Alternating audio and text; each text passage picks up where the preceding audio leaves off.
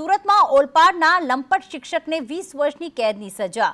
લંપટ શિક્ષકને 20 વર્ષની કેદ અને 50,000નો દંડ ફટકારાયો છે. 13 વર્ષીય વિદ્યાર્થીનીને ભગાડીને દુષ્કર્મ આચર્યું હતું.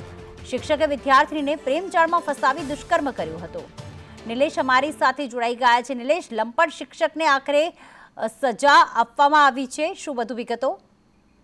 ચોક્કસ પેટી ઓલપાડના કેમ વિસ્તારમાં ગત વર્ષે એક લંપટ શિક્ષક દ્વારા 13 વર્ષીય વિદ્યાર્થી સાથે અલગ અલગ જગ્યાએ જઈને દુષ્કર્મ આચર્યું. સમગ્ર ઘટનામાં કેમ પોલીસ સ્ટેશનમાં ગુનો નોંધાયો. ત્યારબાદ કોર્ટમાં જે પોસ્કો કોર્ટના સ્પેશિયલ જજે આ જે લંપટ શિક્ષક તેને 20 વર્ષની કેદ અને 50 વર્ષનો દંડ ફટકાર્યો છે.